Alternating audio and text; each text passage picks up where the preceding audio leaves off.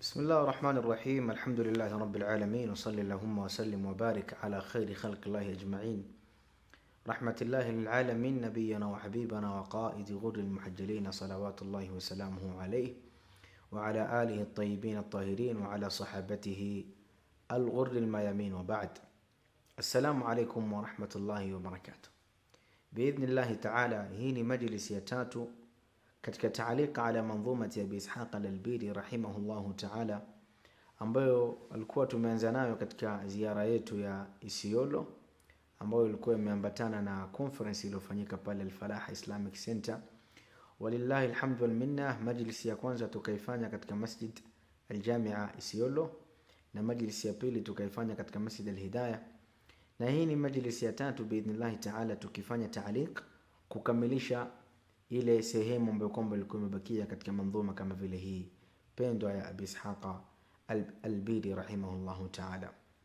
Bila kuchelewa, tutaendelea pale ambapo kwamba alikuwa tumekomea katika kauli ya mshairi aliposema: wasalmi rabbika at-tawfiqa fiha wa akhlis fi as-su'ali idha sa'alta wanadi idha sajadta lahu i'tirafan bima nadahu dhunnuni ibn matta ولازم بابه قرعا عساه سيفتح بابه لك إن قرأت.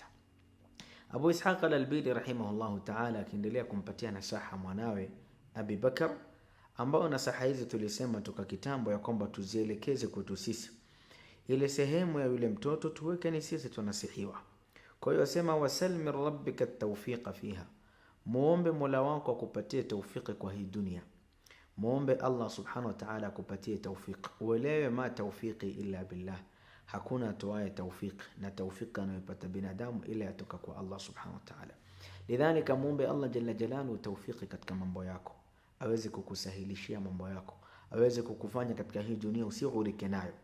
Wa akhlis fi suali idha sa'alta, na kuwa ni mwenye ikhlas mkweli pale unapokuwa unaomba dua yako. Akhlis fi suali, ikhlas katika ibada ndiyo kichwa cha ibada, bali ndiyo katika shurutu qubuli al-amal, katika masharti ya kukubaliwa matendo. Masharti ya kukubaliwa matendo ni al-ikhlas wal mutabaa. Mtu kuwa na ikhlas afanye ile amali yake kwa ajili ya Allah subhanahu wa ta'ala. Usifanye kwa ajili ya riya, usifanye kwa ajili ya sum'a, usifanye kwa ajili ya watu kusifia, usifanye kwa ajili uonekane kwamba unajua sana kufanya. Akhlis fi su'al, kuwa ni mwenye ikhlas pale katika swali yako unapokuwa unaomba. Qala wa akhlis fi suali idha sa'alta wanadi idha sajadta lahu i'tirafan, na muite Allah subhanahu wa ta'ala na umuombe unapokuwa katika sijda i'tirafan, ukikiri madhambi yako na makosa yako na uhakika. Bima nadahu dhunnuni ibn matta, kwa yale ambayo kwamba aliyanadi na kuyasema dhunnuni ibn matta. Anadi idha sajadta lahu, unapokuwa katika sijda. Mshairi amesema nadi idha sajadta. Kwa nini amesema nadi idha sajadta? Kwa sababu mtu anapokuwa katika sijda ni sehemu ambayo kwamba anakuwa yupo karibu zaidi na Allah subhanahu wa ta'ala. Falidhalika Rasulullah sallallahu alayhi wasallam asema aqrab ma yakunu al-'abdu bainahu wa baina rabbih wa huwa sajid, sehemu ambayo kwamba mja anakuwa karibu zaidi na Mola wake. Sehemu ambayo kwamba mja anakuwa karibu zaidi na Mola wake ni pale anapokuwa sajid, anapokuwa katika sijda. Lidhalika idha sajad i'tarif bidhunubik, kiri madhambi yako. Ya Rabbi, mimi nina jambo fulani nimefanya, naomba unisamehe. Kiri kushindwa kwako. Ya Rabbi, mimi siwezi jambo fulani, naomba ya Rabbi unisaidie. Bima nadahu dhunnun, kwa kile ambacho kwamba alikinadi dhunnun. Dhunnun alisema nini? Subhanaka, faqala subhanahu wa ta'ala fanada fi dhulumat أن لا إله إلا أنت سبحانك إني كنت من الظالمين. akamnadi Allah subhanahu wa ta'ala na kumuita akiwa yuko ndani ya dhulumat, ndani ya kiza cha bahari, kiza cha usiku, kiza cha tumbo ya samaki. Baada ya kuekwa ndani ya bahari, samaki akammeza Nabiyullah Yunus, akaita akiwa yuko ndani ya tumbo ya samaki, akijua kwamba la malja wala manja minhu illa ila Allah, hana pa kukimbilia wala hana pa kuokoka ila kwa kurudia kwa Allah subhanahu wa ta'ala. Falidhalika qala wanadi idha sajadta lahu i'tirafan bima nadahu dhunnun, kwa kile ambacho kwamba likinadi dhunnun. Na tumesema maneno ambayo kwamba alianadi dhunnun ni haya maneno: fanada fi dhulumati an la ilaha illa anta subhanaka inni kuntu minadh dhalimin, hapana mola pasiye kuabudiwa kwa haki ila wewe Allah, nakiri mimi kwamba nilikuwa ni katika watu ambao kwamba wamedhulumu nafsi zetu. Falidhalika i'tarif amama rabbika, kiri mbele ya mola wako. Qala bima nadahu dhunnuni ibn matta, dhunnun ibn matta ni Yunus ibn matta. Qala walazim babahu qar'an, na kadhalika lazimiana na mlango wa Allah subhanahu wa ta'ala ukibisha hodi. Sayaftahu babahu laka in qara'ta, Allah subhanahu wa ta'ala atakufungulia mlango. Lidhalika unapokuwa mbele ya Allah jalla jalaluhu la takhjal, usione umebisha mara moja ukujibiwa. La akhlis fi sual lakin lazim albab, lazim albab, faman lazama albaba asa an yuftah la, yote ambaye kwamba atalazimiana na kubisha hodi katika mlango, asa Allah subhanahu wa ta'ala akamfungulia. Na hii ni ilhah, na Allah subhanahu wa ta'ala anapenda ilhah fi dua. Unapokuwa unamuomba Allah na uregelee kila mara ukimuomba Allah subhanahu wa ta'ala. Usimuombe mara moja, usimuombe mara mbili, usimuombe mara tatu. Madamu uko na shida mbele ya Allah subhanahu wa ta'ala, lazim baba, lazimiana na mlango wake. Na uelewe ya kwamba yoyote ambaye kwamba atalazimiana na mlango wa Allah subhanahu wa ta'ala atafunguliwa. Qala walazim babahu qar'an asahu, asawe kulazimiana na mlango kama vile huo. Sayaftahu babahu laka in qara'ta, Allah subhanahu wa ta'ala atakufungulia mlango ikiwa utafungua. Qala wa akthir dhikrahu fil ardi da'ban, na kadhalika kithirisha kumtaja Allah subhanahu wa ta'ala katika ardhi. Wewe uko katika hii ardhi, kithirisha kumtaja Allah subhanahu wa ta'ala daban, na lifanye hilo jambo kuwa ndio mazoea yako, ndio ada yako, ndio jambo ambalo kumbe unalazimiana nalo. Ai ilzam bihi. Kwa sababu gani? Litudhkara fis samai idha dhukirta, ukikithirisha kumtaja Allah subhanahu wa ta'ala kwa hii dunia, Allah subhanahu wa ta'ala atakutaja mbinguni.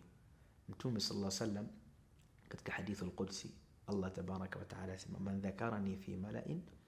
man dhakarani fi nafsi dhakartuhu fi nafsi, yote ambaye kwamba atanitaja mimi ndani ya nafsi yake, atanidhukuru mimi ndani ya nafsi yake, basi dhakartuhu fi nafsi, na mimi kadhalika nitamtaja kwa nafsi yangu. Wa man dhakarahu fi mala'in, na yote ambaye kwamba atanidhukuru mimi mbele ya watu, dhakartuhu fi mala'in afdala minhu, mimi nitamtaja mbele ya watu ambao kwamba ni bora kuliko yeye. Lidhalik akhlis fi sual wa lazim albab wa akthir adh-dhikr, fanya ukweli unapokuwa unamuomba, lazimiana na yeye na kithirisha kumtaja. Qala litudhkara fi samaa, ili uweze kutajwa mbinguni. Idha dhakarta, ikiwa utamtaja Allah subhanahu wa ta'ala. Qala wa akthir dhikrahu fil ardi da'ban litudhkara fi samai idha dhukirta.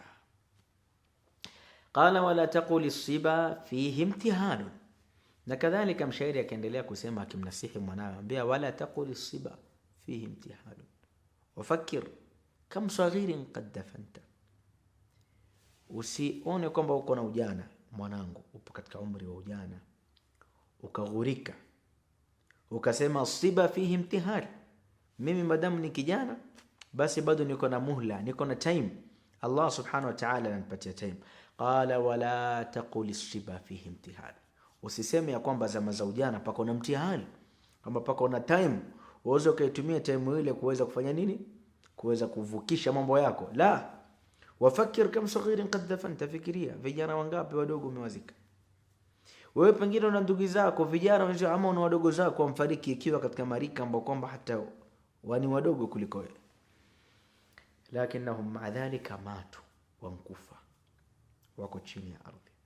Falidhalika la taqul as-siba fihi imtihan, ewe kijana usione kwamba upo katika marhala ya ujana ukaona kwamba uko na time bado, uko na muhla, ukaona kwamba wewe kufa bado kitambo. Fakir kam saghirin qad dafanta, fikiria vijana wangapi wadogo umewazika chini ya ardhi kwa mkono wako, ama umeshuhudia mauti zako. Pengine upo katika marhala, kuna vijana wenzio unawaona alyawmhum tahta thara, wako chini ya mchanga, na ilikuwa ni rafiki zako, masahibu zako, watu ambao kwamba wanapigana wao story, lakini maadhalika dafantahum. Lidhalika la taqul siba fihi imtihalu wafakir kam saghirin qad dafanta. Hizo zilikuwa ni nasaha za baba kwa mtoto wake, akizielekeza baba kwa mtoto wake. Tukasema nasaha hizi, fikiria kwamba Abu Ishaq al-Albiri rahimahullahu ta'ala amezielekeza kwako wewe ambaye kwamba umezisikia. Qal, sasa hapa anageuza mazungumzo yake kana kwamba mtoto anaanza kumuelezea baba. Qala wa qul ya nasihi bal anta awla binushika law li fi'lika qad nadarta tuqatti'uni ala at-tafrit lawman wa bit-tafrit dahraka qad qata'ta. Asema wa qul ya nasihi, na ewe mwanangu sema kunambia mimi ewe unayeninasihi, bal anta aula, wewe ni wa kwanza zaidi na watakiwa zaidi, binushika, uzifanyie kazi nasaha zako, lau li fi'lika qad nadharta, lau ukatizama vitendo vyako. Haya maneno ni kana kwamba Abi Ishaqa anajionyesha kwamba yeye naye kadhalika ni mtu mwenye makosa. Lidhalika mtoto wake anageuza maneno kumweleza, ambia babangu, wewe umeninasihi mimi nisome, umeninasihi mimi nifanye mambo ya khairi, umeninasihi mimi niwachane na vijana wa ajabu ajabu, umeninasihi mimi nifanye juhudi nisiangalie dunia, lakini hizi nasaha ambazo kwamba umenipatia wewe una haki zaidi uzifanyie kazi. Bal anta aula binushik, wewe ni wa kwanza zaidi na inafaa zaidi ufanye kazi nasaha zako, lau li fi'lika qad nadharta, lau katizama vitendo vyako. Kwa nini? Tuqatti'uni ala at-tafrit lawman, wewe umenimaliza mimi ukinilaumu, mwanangu kadha, mwanangu kadha, wewe kadha, lakini wa bitafrit dahraka qad qata'ta, wewe kwa kupunguza na kutokuwa mwadilifu katika matendo yako unakufanya makosa, umri wako wote umejaza makosa. Lidhalika la tuqatti'uni ala at-tafrit wa talumuni, usizidi kunilaumu mimi na kunisema vibaya kwa mapungufu ambayo niko nayo, ilhali wa umri wako wote uko na mapungufu. Qala la tuqatti'uni ala at-tafrit lawman, umezidi mimi kunimaliza kwa kunilaumu, wabitafritu dahraka qad qata'ta, ilhali wewe kwa kupunguza na kutokufanya amali zinavyotakikana wewe umekuwa ni mtu ambaye kwamba umefanya. Haya ni maneno, mfumo huu wa nasaha haupendezi wala haufai katika dini ya Kiislamu. Pale mtu anapokupatia nasaha kisha wewe ukawa unamuelekeza kana kwamba yeye ndo mwenye makosa zaidi. Falidhalika pale aliposema ya nasihi, ewe unayeninasihi mimi, bal anta aula binusika wal fi'lika qad nadharta, ni maneno ya kweli. Lakini Mtume sallallahu alaihi wasallam katika hadithi, maana hadithi ya Mtume sallallahu alaihi wasallam asema, wa inna abghadha al-kalam 'inda Allah, na katika maneno ambayo kwamba yanachukiza sana mbele ya Allah subhanahu wa ta'ala, yani yaqulu ar-rajulu li akhihi ittaqillah, ni pale mtu anapomwambia ndugu yake ittaqillah, kisha yule mtu ambaye kwamba amwambia ittaqillah fayaqulu alayka nafsaka, wewe mwenyewe mche Mwenyezi Mungu. Ni nasaha nzuri, lakini kalimatu haqqin urida bihi batil, ni neno la haki inkusudio kwake batili. Sababu huyu mtu ambaye kwamba anakuwa anamregeshea yale maneno mwenzie, anakuwa haja kusudia haki wala haja kusudia khairi, kwamba anakusudia nasaha, bali anakusudia kukataa ile nasaha ambayo kwamba anakuwa amepatiwa na mwenzie. Lidhalika la yajuz wala yanbaghi ukinasihiwa wewe ukaanza kuzungumza vibaya na ukamregeshea zile nasaha yule mtu ambaye kwamba amekunasihi.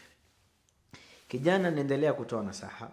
Qala wa fi sighari tukhawifuni almanaya wama tadri bihalika haythu shikhta, babangu mimi ni mtoto mdogo bado na umri mdogo, alafu anaofisha kufa.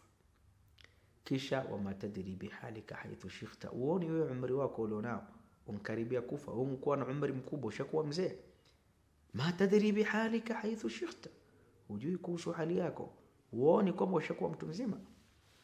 Maneno haya kijana anaangazia hadithi ya Mtume sallallahu alaihi wasallam aliposema Rasulullah, ummati ma baina 60 wa 70, umma wangu, Mtume sallallahu alaihi wasallam asema umma wangu mimi umri wao ni baina miaka 60 na miaka 70. Lidhalika mtu akiwa na miaka 60 na ana miaka 70, hadha awshaku ila almaut min ghairi, huyo ako karibu zaidi kwenye kufa kuliko mwingine.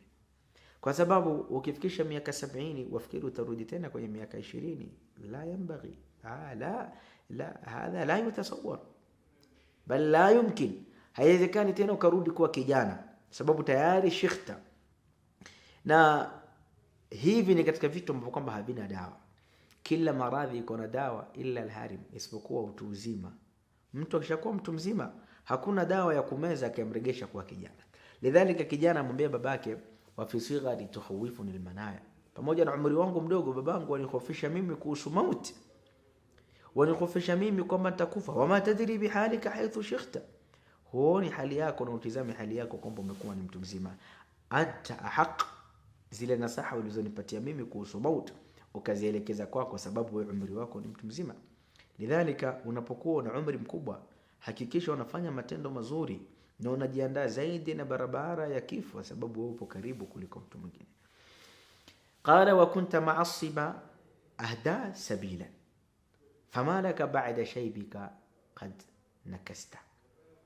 Na wewe babangu ulipokuwa kijana na ulipokuwa ukiambatana na vijana wenzio, ulikuwa ni mtu ambaye kwamba upo katika barabara ya sawa. Ahda sabila, upo katika barabara ya sawa.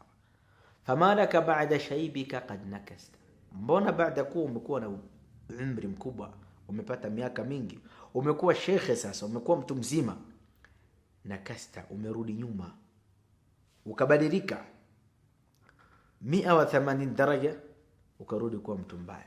Ulipokuwa kijana ulikuwa ni mtu mwema. Kuna baadhi ya watu katika ujana wao wanakuwa ni wema, wanakuwa ni wazuri, wanafanya khairat, lakini baada ya kuwa mtu mzima sasa anarudi katika barabara mbaya, anapotea. Hawa ni wazee ambao kwamba wanazeeka vibaya.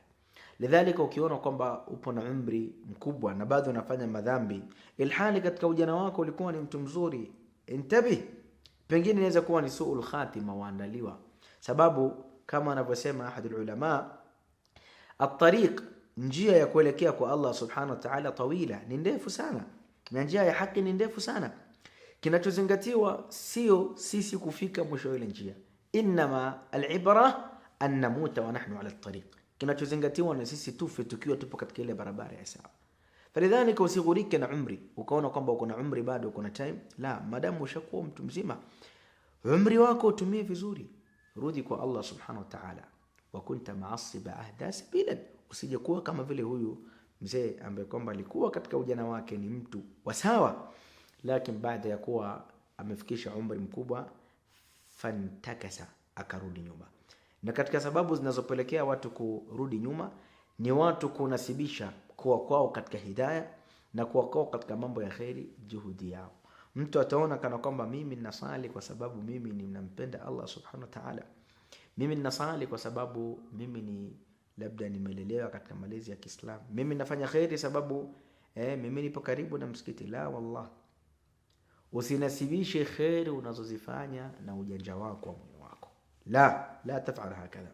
لا تنسب الخيرات الذي أنت تعملها بنفسك لنفسك, usinasibishe zile khair unazoifanya kwa nafsi yako, sababu Allah subhanahu wa ta'ala sema katika hadithi al-Qudsi, ya ibadi kullukum dhallun illa man hadaitu, eni waja wangu nyote nyinyi mmepotea barabara, hampo katika barabara ya sawa, illa man hadaitu, isipokuwa yule ambaye kwamba mimi nitakuwa nimemuongoza. Lidhalik, ewe Muislamu na ewe mtu ambaye kwamba unasikiliza maneno kama vile haya, nyinyi ndugu zangu kwa ujumla, fatilieni haya maneno, endeleeni kuwa katika khairat na msinasibishe zile khairi kwa nafsi yenu, kwa sababu utaponasibisha ile khairi kwa nafsi yako, asa Allah subhanahu wa ta'ala akakugeuzia kibao kwa kuwa umenasibisha kwa nafsi yako, na ndio matokeo yake ikawa haya, fantakasta baada dhalika, ukarudi kuwa muovu. Qala wa ha ana lam akhudh bahra al-khataya kama qad khudhtahu hatta ghariqta, na mimi babangu nakwambia, lam akhudh bahra al-khataya, sijazama katika bahari ya madhambi, kama qad khudhtahu, kama vile ulivyozama wewe, hatta ghariqta, mpaka ukazama ndani ya yale madhambi. Kwa nini? Mimi umri wangu ni mdogo, sijafanya madhambi mengi, kama vile wewe umri wako ni mkubwa, umefanya madhambi mengi kuliko mimi. Ukiwa na umri mkubwa, lidhalika mmoja katika wema asema siku zote itizame nafsi yako kwa makosa. Utapomwona mtu mkubwa, sema huyu mtu mkubwa amefanya khairi nyingi, mimi sijafanya khairi nyingi, kwa hivyo akona thawabu nyingi kuliko mimi. Na ukimwona mtoto mdogo na mtu ambaye kwamba wewe umemzidi umri, sema ya Rab, huyu bwana ni mtoto mdogo, mimi hajafanya madhambi na mimi nimefanya madhambi mengi kuliko yeye. Falidhalika daima kuwa ni mtu ambaye kwamba talumu nafsak, unailaumu nafsi yako. Ukiwa ni mtu ambaye kwamba unailaumu nafsi yako, hii ni tiba kubwa sana ya kukuzuia wewe na kibr na takabbur. Lakini hapa kijana anasema wa ana lam akhudh bahra al-khataya, mimi babangu sijazama katika bahari ya madhambi kama qad khudtahu hatta ghariqta, kama vile ulivyozama wewe babangu mpaka ukazama. Wala mashrab humayyan umma dhafri wa anta sharibta hatta sakirta, na mimi babangu nakueleza kwamba sijawahi lam ashrab humayyan ummi dhafr, sijakunywa Humayya ummi dhafr. Hii ni lakabu ya pombe. Hii ni pombe ambayo inanuka sana. Humayya ni ile hali ya mtu akishafikiwa na pombe, akinywa pombe ikaingia kwa kichwa yake. Wenzangu wanaita tembo. Umekunywa tembo mpaka ile uchizi wa tembo ile sakadi ikaingia kwa kichwa yako. Lidhalika kijana anasema ana lam ashrab hadha, mimi sijakunywa hii Humayya umma dhafr, sijakunywa pombe ikanilewesha kwa kichwa yangu na kwa akili yangu. Na Humayya umma dhafr, hii ni lakabu ambayo inapatiwa dunia kutokamana na danaa yake, na kitu chochote kibaya kinaitwa kwa jina hili kwa Waarabu. Lidhalika maana ya maneno haya ni kijana anamwambia babake kwamba mimi bado na umri mdogo, sijazama bado katika dunia hii. Dunia hii haijanilewesha mimi, haijaingia kwa kichwa yangu ikazama kwa kichwa yangu. Wa anta sharibta hatta sakirta, lakini babangu mkunywa hii pombe mpaka unlewa hasa. Anta sharibta hatta sakirta, umelewa, umekunywa tembo mpaka umelewa, kwamba umezama kwa dunia. Taallaqta bidunya, yani kabaita au nadharat aynayka fi dunya, majicho yako imetizama kwa dunia. Hatta sakirta, umekuwa ni mlevi wa hii dunia. La tasma illa dunya, la tanzur illa dunya, la tufakkir illa bidunya. Amma ana, mimi sijazama kwa hii dunia kama ulivyozama wewe babangu. Hizi nasaha mtoto anaendelea kumpatia babake, akimweleza ya kwamba yeye bado hajazama ndani ya hii dunia. Qala walam ansha bi'asrin fihi naf'un wa anta nasha'ta fihi wa man tafa'ta, na mimi babangu sikuishi katika asr, katika zama ambayo fihi nafa, pako na ilmu kubwa sana. Wa anta nasha'ta fihi wa man tafa'ta, lakini wewe umeishi katika hizo zama, ma'al asaf hujanufaika na hizo zama. Maana maneno haya ni nini? Huyu baba alikuwa ni mtu ambaye kwamba ameishi katika zama ambayo kwamba iko na ulama. Falidhalika na wewe eka nafsi yako, kama tulivyosema, eka nafsi yako. Ukiweka nafsi yako hapa mbele, utizame zama ambayo kwamba umeishi wewe ilikuwa haina madhambi, pengine kama zama ambayo kwamba tunaishi leo sisi vijana. Wewe katika umri wako, wakati ulivyokuwa katika zama yako ya ujana, ilikuwa hakuna madhambi mingi sana. Tofauti na zama hii, madhambi imekuwa ni mingi. Vijana saa hii madhambi yanatufata kila tunapokuwa. Hata ukaingia ndani ya chumba yako ukafunga na mlango, madhambi yanakufuata ukiwa ndani ya nyumba yako na ndani ya chumba yako. Falidhalik wewe katika zama ambapo kwamba ulikuwa pako na manfaa, uko na khairat mbalimbali, anta man tafa'ta bi hadhihi alkhairat. Lakin ana lama ansha bi asrin fihi naf'u, asri ambapo kwamba tunaishi nayo, generation zaidi ya leo ni generation mbaya. Umma ambao tunaishi sasa ni umma ambao kwamba umechafuka sana. Lakini wewe ambao kwamba ukiishi katika hii umma, mbona anta man tafa'ta, hukunufaika na mambo ya khairi ambao kwamba ulikuwa umeyafanya. Qala wa lam ansha bi asrin fihi naf'un wa anta ansha'ta fihi wa man tafa'ta, wa lam ahlul biwadin fihi dhaymun wa anta halalta fihi wa intahatta, na mimi ishi na kupita kukaa katika sehemu na bonde ambalo kwamba liko na dhulma. Wa anta halalta fihi wa intahakta, lakini wewe babangu umepita katika hiyo bonde na hiyo sehemu bali umeketi pale pale ukafanya kuwa ndio makazi yako, wanhamakta fiha, na ukazama ndani ya sehemu hiyo. Lakini ana lam ahlul bihadha alwad, sikupita kwa hii bonde na hii space, na sikuwahi kuishi katika sehemu ambapo kwamba kana dhulma. Kijana anamaanisha kwamba hajazama kadhalika katika maovu na madhambi na kudhulumu watu kama vile alivyofanya baba yake,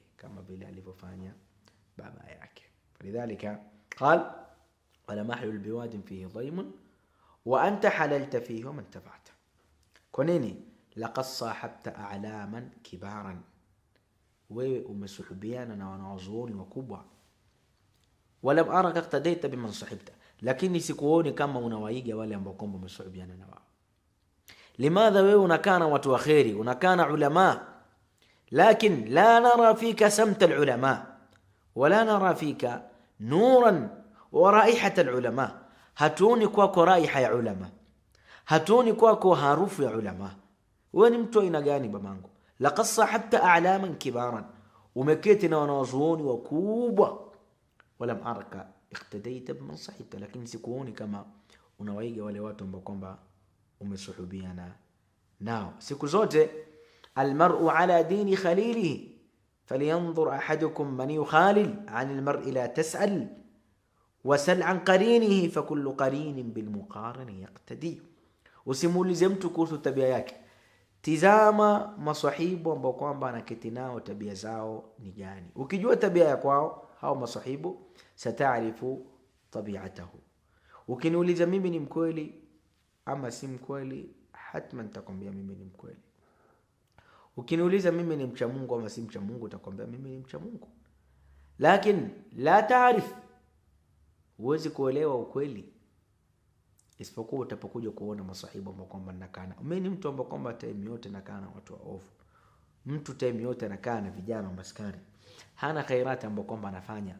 Umeona amesuhubiana na watu waovu, lazim atapata katika tabia zao. Walihadha Rasulullah sallallahu alaihi wasallam akatoa mfano, sema mathalul jalisi as-salih wal jalisi as-su kamathali hamilil miski wa nafikhi al-kir. Fa amma hamilul miski fa imma an tajidu rihan tayyiban wa imma an yuhthiyahu lak, wa amma الثاني هذا قال ونافخ الكير فإما أن تجد منه ريحا منتنا وإما أن يحرق ثيابك. Mfano wa rafiki mwema na rafiki muovu ni mfano wa muuza miski na mpuliza vyuma, yule mfundi ambaye kwamba anatengeza vyuma. Huyu wa kwanza, mtu ambaye kwamba yeye kazi yake ni marashi, kazi yake ni miski, eneza uturi, ukiwa suhubiana na yeye hutatoka isipokuwa utanufaika na moja kati ya manufaa. Imma antajida minhu rihan tayyiban, utapata harufu nzuri, ama atakupaka na wewe kidogo ile marashi, ama atakuzia kwa bei nyingine ndogo, ama atakupatia zawadi kwa sababu anauza miski. Kila siku anakuona rafiki yake unatoka na kijasho chanuka, atakwambia rafiki yangu, hebu tizama basi, chukua na wewe kiasi. Lakini rafiki wa pili ambaye kwamba ni nafikh al-kir, huyu lan tajida minhu illa rihan muntina, utapata kwake ila harufu mbaya sana. Kama si harufu mbaya, fa imma yuhriqa thiyabak, zile rasha na cheche za ile moto ambao kwamba akiwa anafua vyuma zake asikarukia kwa nguo yako ikaungua. Falidhalik satantafi wa satajid atharan, imma utakuwa kama vile yeye kwa harufu mbaya, ama tango yako itaharibika. Lidhalik huyu bwana anamwambia babake, laqad sahabta alaman kibara, wali suhbiana na marafiki wazuri, ulama wakubwa, lakini lam araka iqtadaita biman sahibta, sikuoni kama unasuhbiana na watu wema. Na haya maneno haina maana ya kwamba al-Imam Abi Ishaq alikuwa ni muovu, la, bali hadha min tawadhu'ihi. Hii ni katika tawadhu ya Imam Abi Ishaq. Hapa alikuwa anafanya tawadhu, alikuwa anajishusha na anailaumu nafsi yake, akiifanyia muhasaba nafsi yake. Kwa sababu gani? Hasibu anfusakum qabla an tuhasabu, hisabuni nafsi zenu kabla ya kuhesabiwa na Allah subhanahu wa ta'ala. Wazinu a'malakum qabla an tuzanu, na pimeni matendo yenu kabla ya kwenda mbele ya Allah subhanahu wa ta'ala mkapimwa. Wandhuru madha dakhartum li anfusikum li yawmi ma'adikum wa marji'ukum ila rabbikum, na mmoja wenu atizame ni kipi ambacho kwamba ameiandaa kwa ajili ya yaumul ma'ad, siku ambayo kwamba atarudi kwa Allah subhanahu wa ta'ala. Madha a'adadta li hadha al-yawm? Kijana anaendelea kumpatia nasaha babake, amwambia wanadaka alkitabu falam tujibhu wanabaka almashibu faman tabahta, imekuita Qur'an lakini lam tujibu, Qur'ani hukuitikia.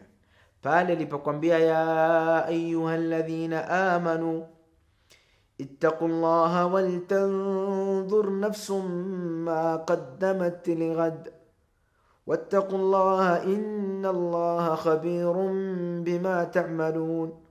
Enyi mlioamini,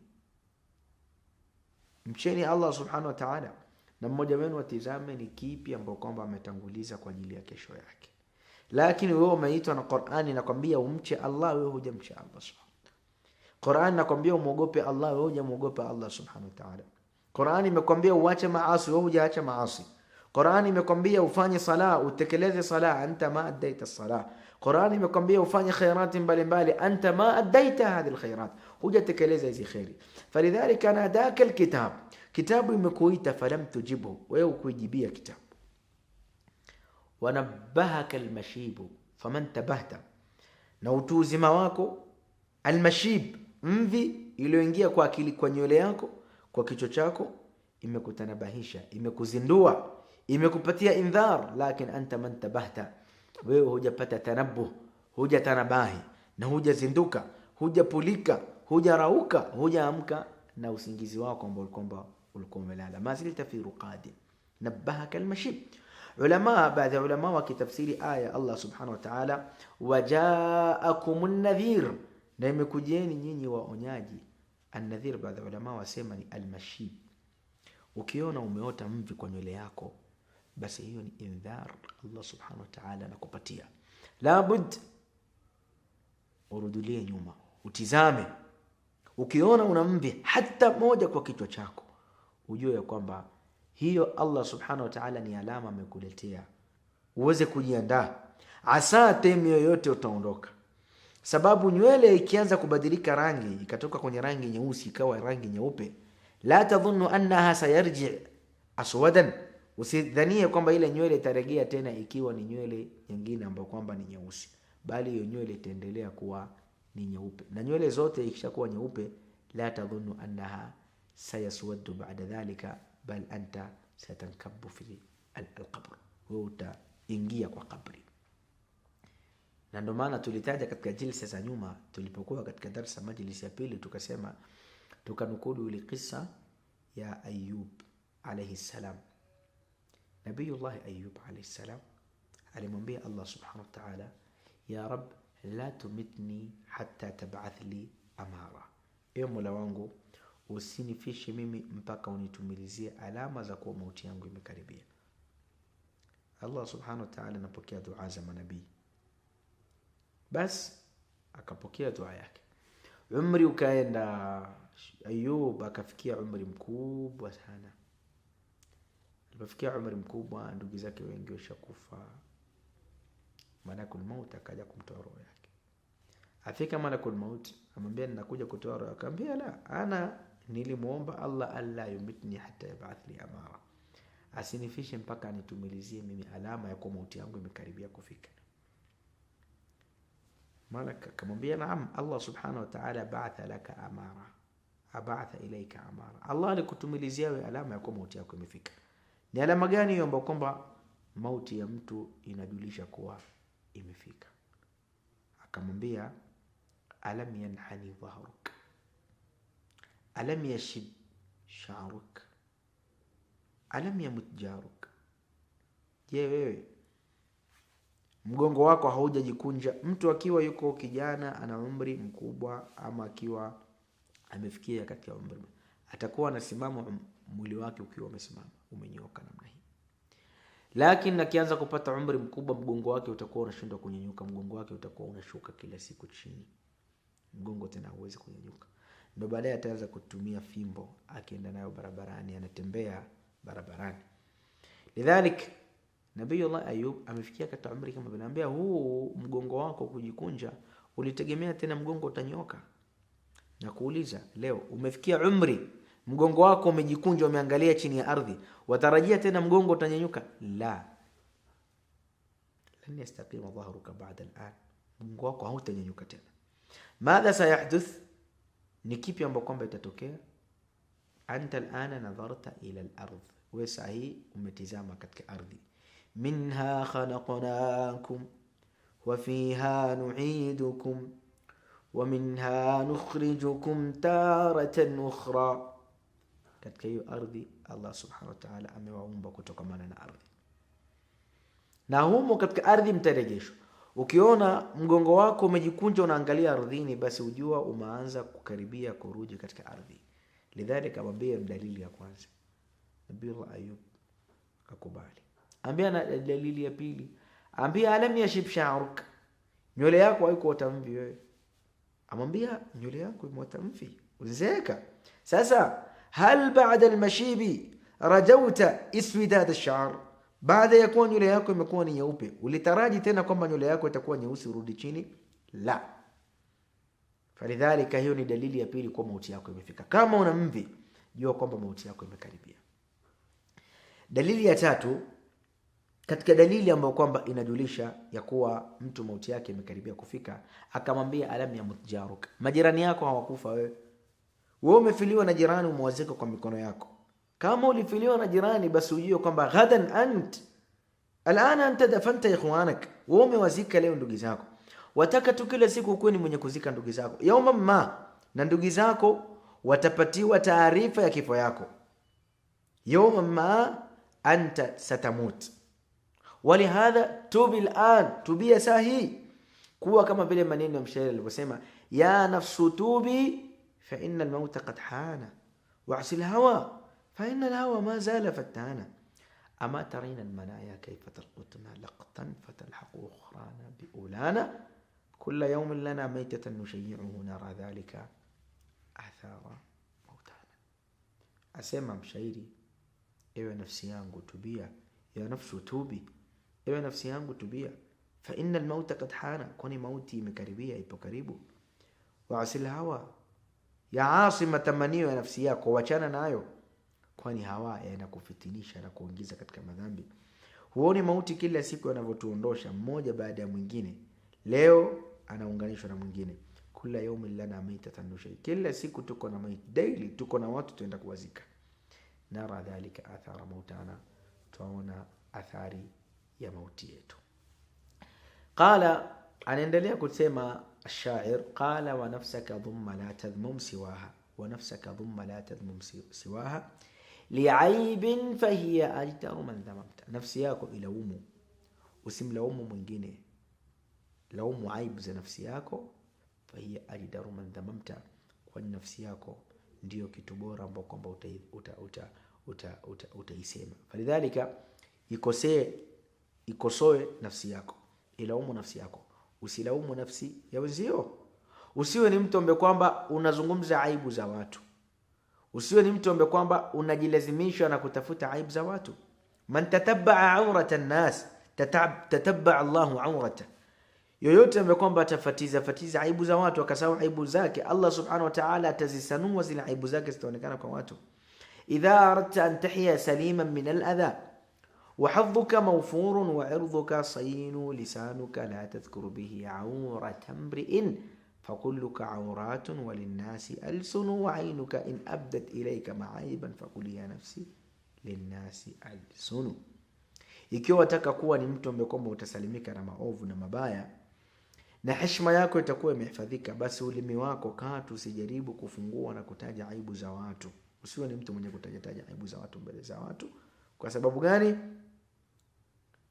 Kulluka awrat, wewe mtu ni mtu mwenye ambaye kwamba uko na aibu, uko na kasoro, uko na matatizo.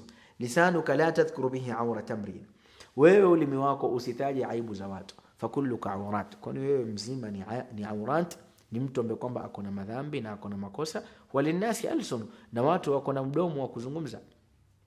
Wa ainuka in abdal ilayka ma'aiban, na ulimi wako ukikwambia ama jicho lako likikuonyesha makosa ya watu, basi mwambie ya nafsi linasi alsunu, ewe nafsi yangu, na watu kadhalika wana midomo na wana macho kuona aibu zangu. Maana yake ni nini? Focus kwa aibu yako kwanza, aslih nafsaka awalan, kwa sababu Allah subhanahu wa ta'ala alituambia, ya ayyuha alladhina amanu qu anfusakum wa ahlikum nara, enyi mlioamini yokoeni nafsi yenu na kisha nafsi za watu wenu na moto. Lakini la budda uanze na nafsi yako kwanza before ukimbilie kwa nafsi za wenzio. Atamuruna an-nasa bilbirr, mnawaamrisha watu mambo mema, watansauna anfusakum, na mnasahau nafsi yenu, wa antum tatluna alkitab afala ta'qilun, mnakili timamu nyinyi, waangalia tu nafsi za watu, waangalia tu aibu za watu, wewe kosoa tu watu, warekebisha tu watu, lakini anta la tuslih nafsak, la tuslih nafsak. Falidhalika nafsaka awalan ibda biha, anza na nafsi yako. Qala wa anta ahaqqu bitafnidi minni walau kunta labiba lama nataqta, babangu na wewe unanipatia nasaha, wewe una haki zaidi ya kujilaumu, na lau ungekuwa una akili timamu ya kujua aibu zako, lama nataqta, usingesubutu kuweza kuzungumza. Walau bakati dima ainaka khawfan lidhanbika lam akul laka qad aminta, na lau machozi yako yakatoa, macho yako yakatoa machozi, ukatoa machozi kwa kulia, damu zikatoka na machozi mengi yakatoka katika macho yako kwa kuogopa siku ya kiyama na kuogopa madhambi yako, lam akul laka qad aminta, siwezi kusema kwamba wewe umepata amani. Waman laka bil aman, utatoa wapi amani?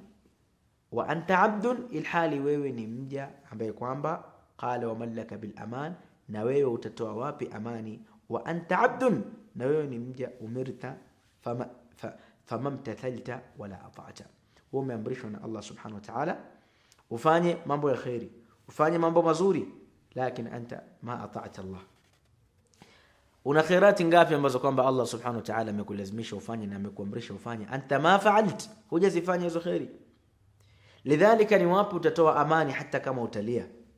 Wewe uko na madeni ya Allah jalla jalalu, mwili wako umejaa madhambi, thaqulta min adh-dhunub, mwili wako umejaa madhambi na umekuwa ni mzito, walasta takhsha, na huogopi lijahlika an takhifa idha uzinta, huogopi kwa ujinga wako ya kwamba lau ukajapimwa يوم القيامه ukawa mzito, madhambi yako yakawa ni mengi. Anta thaqulta min adh-dhunub ya akhi, focus kwa mwili wako na focus kwa moyo wako, jitizame madhambi mangapi uko nayo.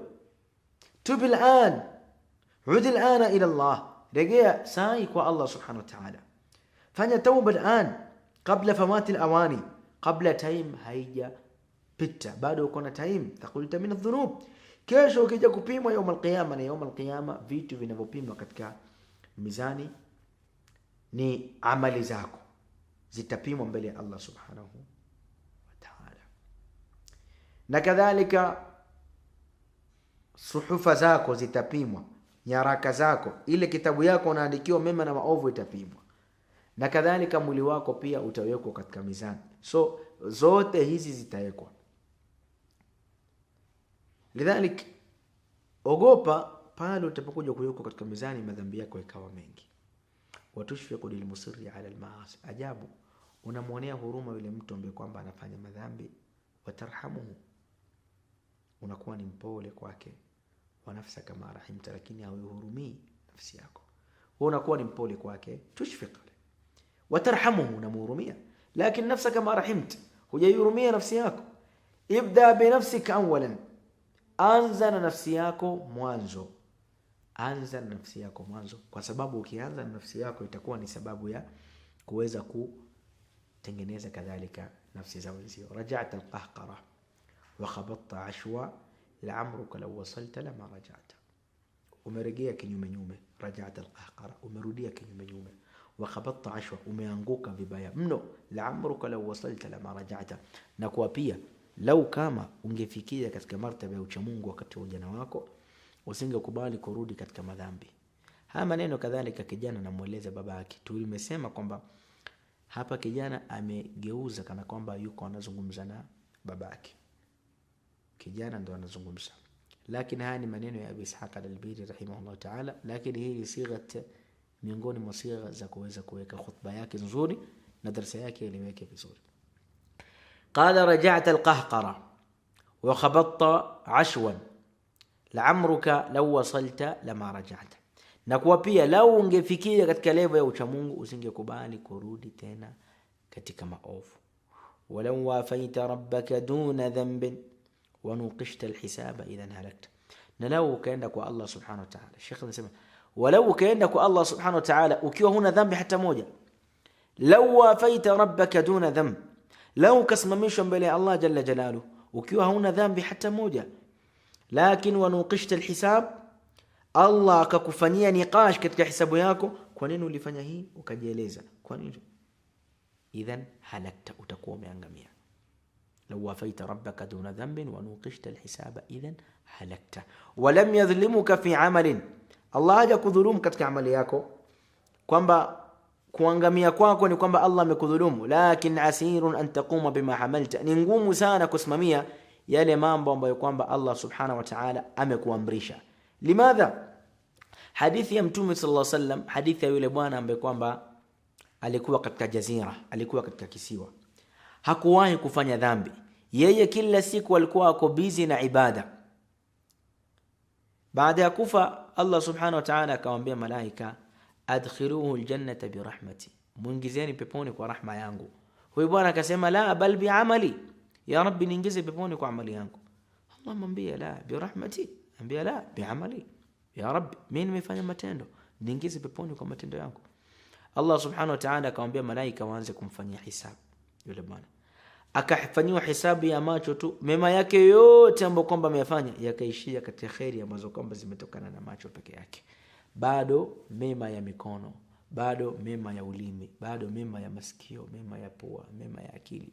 Lidhalika asirun an taqum bima hamilta, ni ngumu sana kusimama kwa kile ambacho kwamba Allah subhanahu wa ta'ala amekubebesha, kwa sababu mama fa'alta ya ibn adam lan tastati'a an tuaddi al-ibadat kama umirt, hata ukafanya vipi huwezi fanya ibada kama ulivyoamrishwa. Hivi kuna mcha Mungu zaidi ya Mtume sallallahu alayhi wa alihi wasallam, lakini na ibada zake na ucha Mungu wake Mtume sallam na kwamba yeye ndo mtume, lakini kana yaqumu al-layl hatta tatafattar qadamah. Mtu ambaye kwamba Allah amempatia dhamana ya kwamba amemsamehe madhambi yake yaliyotangulia, na haya qala liyaghfira laka Allahu ma taqaddama min dhanbika wa ma ta'akhkhar, Allah ankusamehe madhambi yako na akusamehe madhambi yako yaliyotangulia na hata ambapo kwamba kuyafanya, lakini Allah anshakusamehe. Maadhalika Rasulullah sallallahu alayhi wa alihi wasallam alikuwa ni yajtahidu fil ibada. Vipi sisi ambao kwamba hatujui hata kama sala yetu imekubaliwa, bado tuendelea kufanya madhambi, na kisha tunaweza kusimama mbele Allah tukijipiga vifua, walam yadhlimuka fi amalin walakin asirun an taquma bima hamilta. Walau qad ji'ta yawm al-hashr fardan, na lau ukaja yawm al-qiyama ukiwa peke yako. Kila mmoja yawm al-qiyama ataenda peke yake, kwamba kuhesabiwa atakuwa yuko peke yake, atasimamishwa katika kabri peke yake. Walidhalika Sheikh Raslan na maneno yake mazuri sana, Sheikh Muhammad Said Raslan anasema anta khuliqta wahdak, umeumbwa peke yako. Ulikuwa katika tumbo la mama yako peke yako, umetolewa maisha yako, pumzi yako, uko peke yako. Kadhalika satamutu wahdak, utakufa peke yako. Maana kufa peke yako nini? Sio kwamba wakati unakufa mtakuwa mko wengi, la, wewe na nafsi yako. Kama ni machungu ya kufa, hamna ambaye kwamba atasikia machungu ya kufa ukiwa roho yako inatolewa, wewe peke yako ndio utakuwa usikia. Qala khuliqta wahdak wa satamutu wahdak wa satuqbaru wahdak wa satus'alu fil qabri wahdak, utakufa peke yako, utazikwa peke yako, utaulizwa yawm al-qiyama na masala, ama utaulizwa masala ndani ya kabri yako peke yako, na utafufuliwa yawm al-qiyama peke yako, utaingia peponi peke yako, na kama ni motoni kadhalika utaingia peke yako, na nafsi yako ndio italadha. Lidhalika tizama nafsi yako, walau qad ji'ta yawm al-hashr fardan wa absarta al-manazil fihi shatta, lakini peponi ukaona manazil, nyumba na position tofauti tofauti. Huyu yuko hapa, huyu yuko hapa, huyu yuko hapa, huyu yuko hapa, kila mmoja ako kivake vake. Wewe hapo la a'dhamta an-nadamata fihi lafan, utajuta na majuto yako yatazidi sana. Alama fi hayatika qad adha'ta, kwa yale ambayo kwamba umeyapoteza katika umri wako.